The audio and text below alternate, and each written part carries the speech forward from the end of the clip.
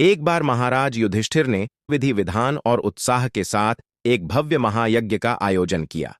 इस यज्ञ में दूर दूर से राजा महाराजा, विद्वान मुनि और आम लोग शामिल हुए। यज्ञ का वातावरण बहुत पवित्र और भव्य था। यज्ञ कुंड से उठता धुआं और वेद मंत्रों की गूंज हर किसी के मन को शांति और आनंद प्रदान कर रही थी। यज्ञ के अंतिम चरण में दूध और घी से आहुति दी गई।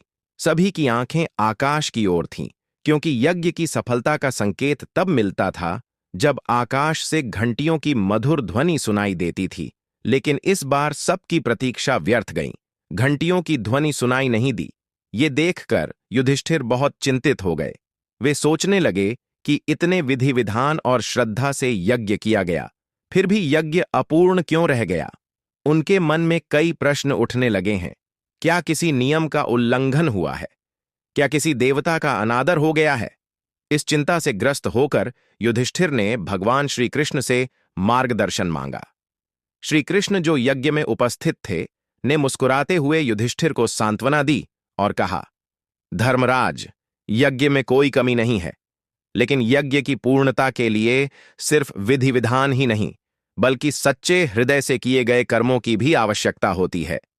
युधिष्ठिर ने आश्चर्यचकित होकर पूछा, भगवान, फिर यज्ञ अपूर्ण क्यों रहा?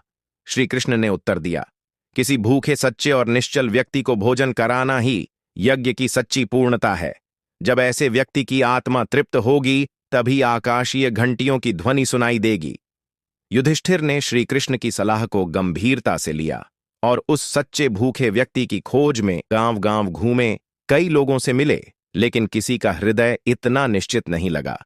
अंत में एक गांव में उन्हें साधारण और निर्धन व्यक्ति की कुटिया मिली।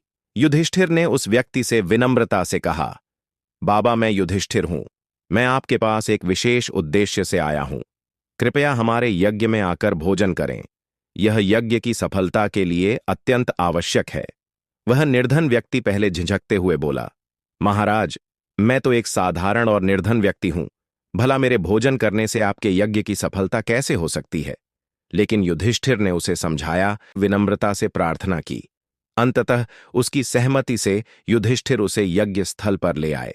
वहां द्रौपदी ने अपने हाथों से स्वादिष्ट भोजन तैयार किया और उस व्यक्ति को आदर के साथ परोसा। ज्यों ही उस निर्धन व्यक्ति ने भूख से बेहाल होकर भोजन ग्रहण किया और तृप्त होकर डकार ली, उसी क्षण आकाशीय घंटियों की मधुर ध्वनि गूंज उठी। सभी लोग आश्चर्यचकित हो गए और खुशी से झूम उठे। युधिष्ठिर ने श्री कृष्ण से पूछा, भगवान, इस निर्धन व्यक्ति में ऐसी कौन सी विशेषता है कि उसके भोजन करने के बाद ही यज्ञ सफल हो सका? श्री कृष्ण ने मुस्कुराते हुए उत्तर दिया, धर्मराज, यह व्यक्ति कोई भी विशेष नहीं है। यह केवल एक सामान्य भूखा और निर्धन व्यक्ति है। आपने पहले जिन लोगों को भोजन कराया, वह सभी पहले से ही तृप्त थे। जो लोग पहले से ही संतुष्ट हैं, उन्हें भोजन कराना कोई महान कार्य नहीं है। लेकिन जो लोग वास्तव में भूखे और अतृप्त हैं, उनकी आत्मा को संतोष देना यही सच्ची आहुति होती है।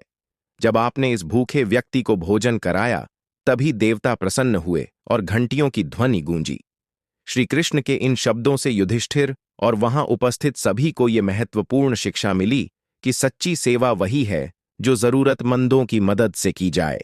केवल विधि विधान नहीं, बल्कि सच्चे हृदय से किए गए कर्म ही किसी यज्ञ की सच्ची सफलता का आधार होते हैं।